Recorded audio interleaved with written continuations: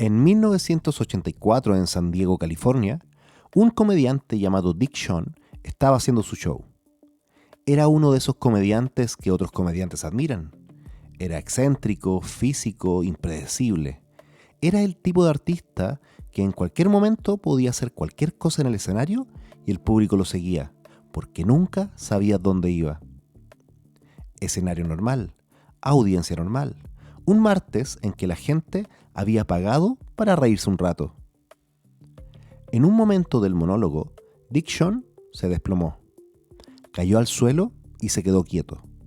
El público se rió. Durante varios minutos nadie se movió. La gente esperaba el remate, que se levantara de golpe y dijera algo genial. Era parte del show, obviamente. No era parte del show. Dick Shawn había muerto de un infarto y la audiencia estuvo varios minutos riéndose de su cadáver, porque el cerebro, una vez que decide que algo es un chiste, es muy difícil de convencer de lo contrario. Un escenario, un comediante, una audiencia que pagó para reírse.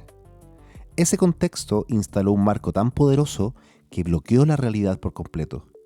La gente no estaba siendo cruel, estaba siendo humana, estaba haciendo exactamente lo que el contexto le indicaba que hiciera. El humor no es una reacción espontánea, es una interpretación, y esa interpretación, una vez que se activa, tiene una inercia que es casi imposible frenar desde adentro. Piensa en la última vez que te reíste en un momento que no correspondía, en un funeral, en una reunión seria, en medio de una pelea. No lo planeaste, simplemente pasó. Y probablemente lo peor fue que una vez que empezaste, no podías parar. Bienvenidos a Con la Lengua Afuera. Soy Diego Ávila y hoy vamos a hablar del humor. No del humor como ¡ay, qué gracioso! No te voy a contar chistes. Del humor como mecanismo. De por qué algo te hace reír. De por qué lo mismo no le hace reír a otra persona. Y al final, de algo que probablemente no esperabas escuchar en un episodio sobre humor. De por qué es el arma de persuasión más efectiva que existe. Más que los argumentos, más que los datos. Precisamente porque mientras lo estás usando, no parece un arma.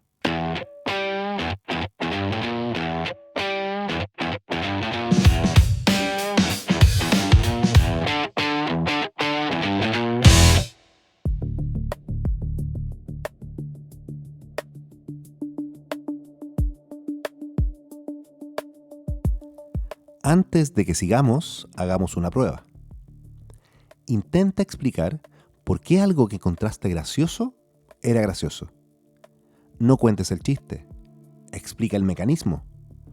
¿Por qué específicamente te hizo reír? ¿Pudiste? Es casi imposible. Y eso ya dice algo importante. Es que el humor opera en un nivel que el pensamiento consciente no alcanza fácilmente. Los filósofos llevan siglos intentando explicarlo. Aristóteles, el mismo que clasificó los animales, definió la tragedia e inventó la lógica formal, es decir, el hombre que más cosas hizo en una sola vida en toda la historia del pensamiento, dijo que la risa surge de ver a alguien inferior a nosotros, que nos reímos de la fealdad y los defectos, siempre que no sean tan graves como para generar compasión. Una teoría que básicamente describe el humor de las redes sociales con 2000 años de anticipación. Después vino Thomas Hobbes, un filósofo inglés que pasó buena parte de su vida huyendo de distintos gobiernos por escribir cosas que incomodaban a todos por igual, y que en su libro más famoso describió la vida humana sin civilización como solitaria, pobre, brutal y corta. Él dijo que la risa es superioridad. Nos reímos cuando nos comparamos con alguien y salimos ganando. Vio la risa como una forma de decir, menos mal que yo no soy ese. Y después llegó Immanuel Kant, un filósofo alemán tan meticulosamente rutinario que sus vecinos, según se cuenta, usaban su paseo vespertino para poner a la hora sus relojes.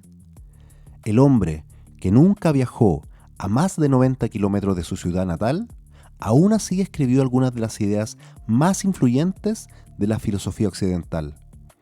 Kant propuso algo distinto. La risa ocurre cuando una expectativa se disuelve en nada. Construyes algo, lo sigues y de golpe colapsa. Eso, según Kant, produce risa. Los tres tenían algo de razón, pero ninguno tenía la respuesta completa, porque el humor involucra cognición, cultura, poder, contexto y timing al mismo tiempo. Si falla uno solo, el chiste no funciona. Puedes tener el mecanismo perfecto y el remate exacto, y si el timing está un segundo desfasado o la sala no comparte el marco cultural, no pasa nada. Se queda en silencio. En los años 80, un lingüista ruso llamado Viktor Raskin, que había dejado la Unión Soviética para terminar enseñando semántica en una universidad de Indiana, publicó un libro que le dio fundamento científico al humor por primera vez. Raskin era un tipo que tomaba los chistes completamente en serio. No en el sentido de que no se riera, eso no lo sabemos, sino en el sentido más académico posible. Los diseccionaba, los catalogaba, los analizaba como si fueran datos de laboratorio. Uno se imagina a Raskin en un congreso de lingüística, rodeado de colegas que estudiaban fonología o gramática comparada, explicando con toda la seriedad del mundo por qué el chiste del médico y del bar funciona. Y sus colegas, naturalmente, haciéndole chistes al respecto. Bromas que él, con toda seguridad, también analizó. Su argumento era simple y demoledor. Todos los chistes funcionan igual. Todos, sin excepción. Activan un guión mental, lo desarrollan y después lo destruyen de golpe, introduciendo un guión incompatible. Es un mecanismo universal, el mismo en el chiste malo de tu tío que en el mejor especial de stand-up que hayas visto. Ahora la pregunta es, ¿qué es un guión? El guión es un conjunto de expectativas sobre cómo se desarrolla una situación. Cuando escuchas un médico entra a un bar, tu cerebro activa inmediatamente todo lo que sabes sobre médicos, todo lo que sabes sobre bares y también todo lo que sabes sobre los chistes que empiezan así. Eso es el guión. El chiste consiste en construir ese guión con cuidado y después colapsarlo. El remate existe para poder violar la expectativa que el chiste mismo construyó. Dos guiones incompatibles chocando. Eso produce incongruencia y esa incongruencia produce la risa. O no produce nada si el chiste es malo. El mecanismo es el mismo. Piénsalo así. Un enano entra a un bar. Tu cerebro ya sabe que viene un chiste. Ya activó el guión. Ya está esperando el quiebre. Eso es todo lo que describió Raskin. Después se refinó esa teoría hasta convertirla en algo más preciso. Un mapa de todos los componentes de un chiste. El tema, el mecanismo lógico, la situación, el guión, la estrategia narrativa y el blanco. Cambias cualquiera de esos 6 y tienes otro chiste, o el mismo chiste que ya no funciona. Ahora bien, todo lo que describió Raskin asume que el chiste tiene un setup, una situación, un desarrollo y un remate. Pero hay dos formas de humor que usamos todos los días que no funcionan exactamente así y que vale la pena nombrar porque son el humor más cotidiano que existe. Son la ironía y el sarcasmo. Los dos funcionan con el mismo mecanismo que los dos guiones, pero de una forma particular. Activan ambas lecturas al mismo tiempo, desde el principio, no en el remate. Cuando alguien dice, «¡Qué día tan maravilloso!» mientras llueve a cántaros, estás activando dos guiones simultáneos, lo que dice y lo que obviamente quiere decir, y tu cerebro resuelve en fracción de segundos esa ironía. La ironía no colapsa un guión en otro, los mantiene en tensión al mismo tiempo, y esa tensión es exactamente el efecto. El sarcasmo, por otro lado, hace lo mismo, pero con una dirección.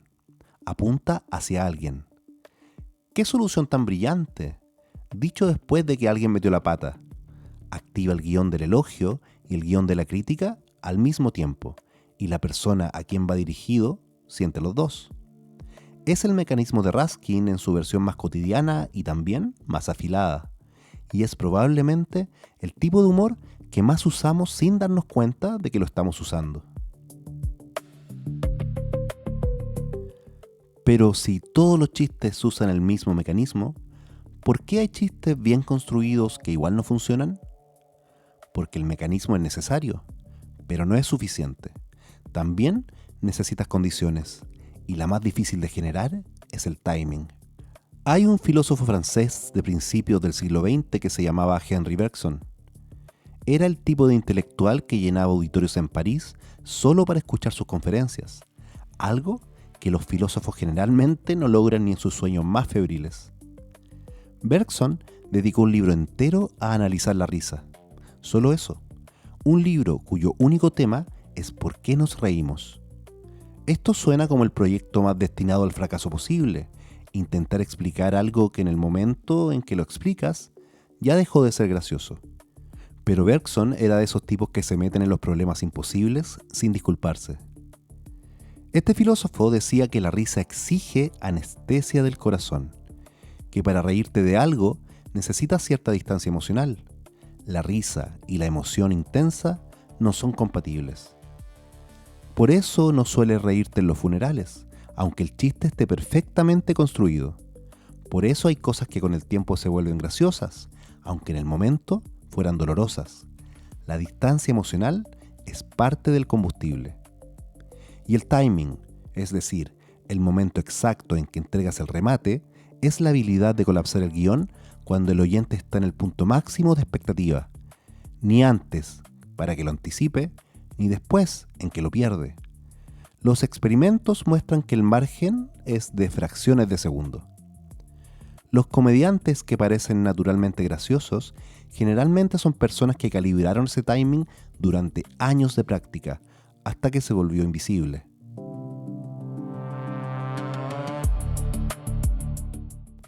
Hay un tipo de humor que Bergson no terminó de explicar y que quizás sea el más interesante de todos: el humor negro. ¿Por qué nos reímos de la muerte, de los accidentes, de las enfermedades, de las catástrofes? ¿Por qué hay personas que en situaciones de crisis hacen chistes mientras otros no pueden siquiera hablar? La respuesta tiene que ver con lo que describimos, la distancia emocional.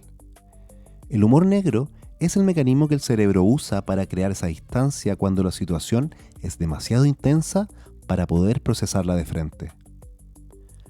Hay una teoría que lo explica bien. Algo es gracioso cuando es una violación de las expectativas, algo que debiera ser amenazante o incorrecto, pero que al mismo tiempo se percibe como sin consecuencias reales para quien lo observa. El humor negro opera exactamente en ese umbral. Toma algo objetivamente horrible y lo encuadra de tal manera que la amenaza queda suspendida. El médico que en urgencias hace un chiste que al paciente le parecería inaceptable no es una persona sin empatía. Es probablemente una persona que encontró la única forma de funcionar en ese entorno de trauma constante. El humor negro de los enfermeros, de los bomberos, los periodistas de catástrofe, es un mecanismo de regulación emocional, no un signo de frialdad. Imagina trabajar 20 años en urgencias, 200 turnos de 12 horas, muertes, accidentes, tragedias. Si procesaras emocionalmente cada caso con la misma intensidad que el primero, no durarías 6 meses. El cerebro necesita una válvula, y para muchos profesionales de la salud, esa válvula es el humor negro. Hay estudios que muestran que los profesionales de la salud con más humor negro tienen, en promedio, una menor tasa de desgaste que quienes no lo desarrollan. Y no porque les importe menos, sino que porque encontraron en eso una forma de procesar lo que ven todos los días sin que lo destruya. El humor negro, en esos contextos, no es distancia de la humanidad del paciente. Todo lo contrario, es lo que les permite seguir siendo humanos, especialmente después del turno número 200. El humor negro requiere más precisión que cualquier otro tipo de humor. La distancia tiene que ser exacta. Si el chiste está demasiado cerca de la herida, ofende. Si está demasiado lejos, pierde el filo. El humor negro, bien calibrado, es el que logra que te rías y al mismo tiempo sientas que no deberías estarte riendo. Esa tensión es exactamente el punto. Hay un escritor irlandés del siglo XIX que entendió esto mejor que nadie. Oscar Wilde. Dandy, dramaturgo, el hombre más ingenioso de su época, según él mismo, y probablemente según todos los demás también. Wilde construyó su reputación entera sobre el humor negro de precisión quirúrgica. Frases que duelen levemente mientras te hacen sonreír. Algunas de las frases de Wilde decían: "Puedo resistir todo excepto la tentación", o "La experiencia es el nombre que le damos a nuestros errores". Cada una de esas frases opera exactamente en el umbral que describimos. Violan expectativa moral o lógica, pero de una forma tan elegante que la amenaza queda suspendida. No es accidente, es un oficio. El mismo chiste puede funcionar perfectamente en un contexto y ser devastadoramente inapropiado en otro. No porque el chiste cambie, sino porque la distancia emocional de quienes lo escuchan cambió. Un chiste sobre aviones es gracioso hasta que alguien en la sala perdió a alguien en un accidente aéreo. El humor negro es siempre contextual. No hay chistes negros que funcionen para todo el mundo ni en todo momento. Y también hay algo que distingue al humor negro inteligente del que simplemente lastima: el blanco. El que funciona bien apunta hacia lo abstracto, hacia la muerte, el destino, la ironía de la existencia, o hacia arriba, hacia el poder.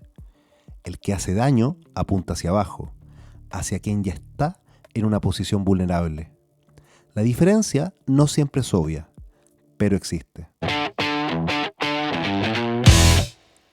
El stand-up comedy es el laboratorio más visible para estudiar cómo funciona un chiste en tiempo real.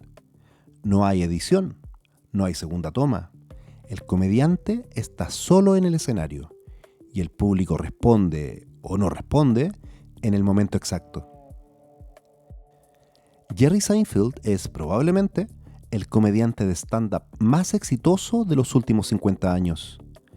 Una sitcom con su nombre que duró una década, shows que se agotan en minutos y una carrera construida sobre algo que parece simple pero no lo es: hablar de lo cotidiano, de los cereales, de las reglas no escritas de los supermercados, de los pequeños absurdos de la vida moderna que todo el mundo experimenta pero que nadie nombra. Seinfeld ha hablado de cómo puede pasar semanas perfeccionando una sola oración, cambiando una palabra, moviendo el remate 2 palabras más adelante, probando versiones distintas frente a públicos distintos hasta encontrar la que produce la risa más consistente. ¿Qué está haciendo? Está calibrando el momento exacto en que el segundo guión colapsa al primero, buscando el punto de máxima incongruencia en el mínimo número de palabras con el mejor timing posible. Su forma de partir, ¿se han dado cuenta de? Es la versión más pura del chiste de observación. Tomas algo cotidiano que todo el mundo experimenta pero que nadie nombra, y lo señalas. El señalamiento mismo produce la incongruencia.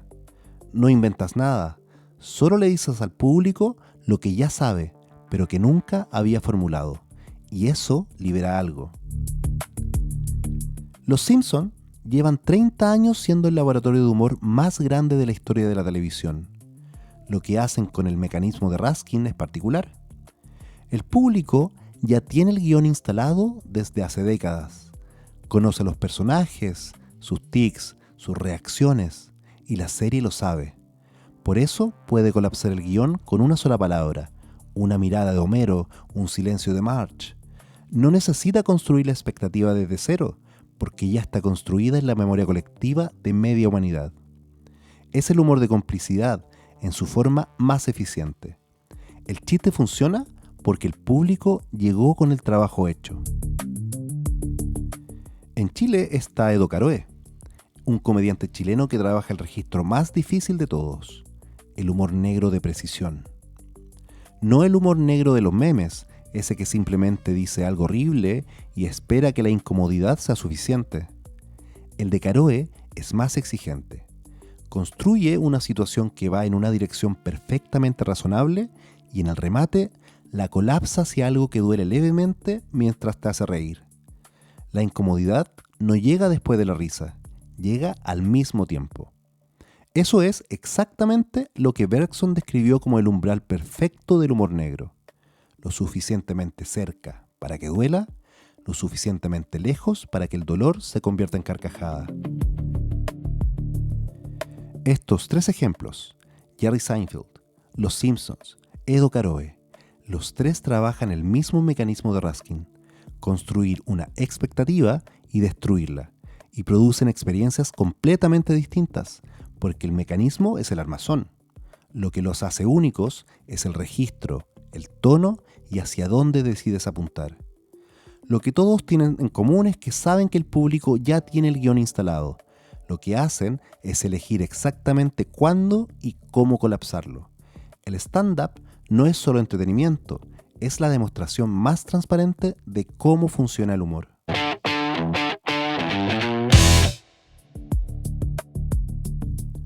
Hasta ahora, todo esto parecía inocente. Pero no lo es. Ahora viene la parte incómoda. El humor es el dispositivo de persuasión más efectivo que existe. Más que los argumentos racionales, más que los datos duros, más que las amenazas directas. ¿Por qué? Porque cuando te estás riendo, las defensas críticas están bajas. El humor desactiva el escepticismo. Una idea envuelta en un chiste entra en tu cabeza con una resistencia que ningún argumento racional puede lograr. Cuando te ríes de algo, en algún nivel estás aceptando el marco que el chiste propone. Estás dando la razón implícitamente a la premisa que asume. La risa es un asentimiento involuntario. Los memes son la versión más moderna de esto. Una imagen con texto puede mover más opinión que un artículo de 1000 palabras. No porque sea más verdadera, sino porque entra sin resistencia, se comparte sin fricción y la risa funciona como un sello de aprobación que el cerebro pone antes de que el pensamiento crítico tenga oportunidad de opinar. Por eso hay chistes que no son solo chistes. Hay chistes que normalizan ideas que en otro formato serían inaceptables, que construyen enemigos, que deshumanizan grupos, que instalan prejuicios con eficiencia que ningún discurso explícito podría lograr. Todo esto disfrazado de humor. Y después viene la frase más poderosa del repertorio. Era solo un chiste. Esas 4 palabras hacen algo muy específico. Transfieren la carga. Ya no es el que dijo algo problemático el que tiene que explicarse. Es el que no se rió. Ese es el que tiene que justificar por qué es tan serio, tan resentido, tan incapaz de tomarse las cosas con humor. Y hay algo todavía más sutil. Una vez que algo se dice como chiste y la sala se rió, eso crea un precedente. La próxima vez que alguien diga lo mismo, ya no necesita el escudo de era solo un chiste, porque el marco ya se instaló. Pasó de ser un chiste a ser lo que todos sabemos. El humor puede normalizar una idea en una sola noche, y esa normalización es mucho más difícil de deshacer que cualquier argumento explícito que la hubiera promovido. Puedes refutar un argumento, no puedes refutar algo que todo el mundo ya encontró gracioso. Si lo piensas, es un movimiento brillante y profundamente deshonesto al mismo tiempo. Usa el humor como escudo para que el contenido entre, y después usa el escudo para proteger el contenido de cualquier crítica. No estoy diciendo que el humor sea malo, estoy diciendo que como cualquier herramienta poderosa, se puede usar para construir o para destruir. Entender cómo funciona es la primera línea de defensa contra quienes lo usan para moverte a donde quieren. En los últimos años, los memes políticos se convirtieron en la herramienta de comunicación más efectiva de varios movimientos de todo el espectro político. No porque sus argumentos fueran mejores, sino porque un meme entra sin resistencia, se comparte en segundos y la risa funciona como sello de aprobación colectiva. Nadie firma nada, nadie declara nada, solo presionas compartir porque te hizo gracia y sin querer acabas de distribuir un marco sobre la realidad a todos tus contactos. Eso es poder, y es un poder que no requiere presupuesto, ni organización, ni siquiera coherencia interna. Solo requiere que algo sea gracioso en el momento justo. Cuando miles de personas comparten el mismo meme y se ríen de lo mismo, hay algo más que entretenimiento. Se está construyendo un marco compartido sobre quién es ridículo, quién es amenaza, quién es el enemigo. Sin debate, sin argumentos, solo con la risa. Y lo más difícil de contrarrestar es exactamente su levedad. No puedes refutar una broma sin parecer que no tiene sentido del humor. No puedes tomarte en serio un meme sin que alguien diga, era solo un chiste. El humor crea un campo de juego donde las reglas normales del debate quedan suspendidas. Y eso, en manos de alguien que lo entiende, es una ventaja enorme. El chiste entra donde el argumento no puede. Recapitulemos todo lo que vimos hoy. Partimos con el comediante que murió en escena mientras el público seguía riéndose. Una tragedia que es también la demostración más perturbadora de algo que vimos en todo el episodio, que una vez que el cerebro decide que algo es un chiste, cuesta mucho sacarlo de ahí. Vimos que Aristóteles, Hobbes y Kant intentaron explicar el humor y llegaron a respuestas distintas y parciales, que el mecanismo central es la colisión entre dos guiones incompatibles. El chiste construye una expectativa y la destruye, y ese mecanismo se puede mapear en distintos componentes que si cambias cualquiera, el chiste se convierte en otro o deja de funcionar. Vimos que el timing es la habilidad de colapsar el guión en el momento exacto, y que Bergson tenía razón. El humor exige distancia emocional. Vimos por qué existe el humor negro, no como crueldad, sino como mecanismo de regulación emocional ante lo que es demasiado intenso para procesarse de frente. Vimos el stand-up como laboratorio. Seinfeld calibrando semanas una sola oración. Los Simpsons usando la complicidad acumulada de 30 años para colapsar el guión con una sola mirada de Homero. Y a Caroe trabajando el umbral exacto del humor negro donde el dolor y la carcajada llegan al mismo tiempo. Y terminamos con la parte incómoda, que el humor es el dispositivo de persuasión más efectivo que existe, que la risa es un asentimiento involuntario y que era solo un chiste es uno de los escudos retóricos más inteligentes y más deshonestos del lenguaje cotidiano.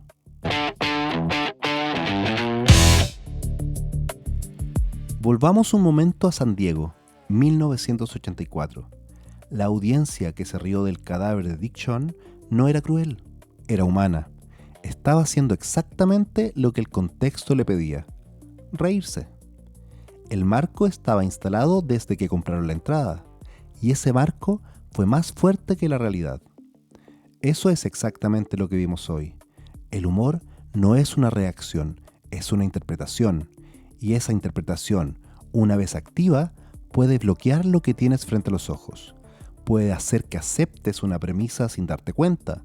Puede hacer que te rías de algo que, sin el marco del chiste, te hubiera parecido inaceptable.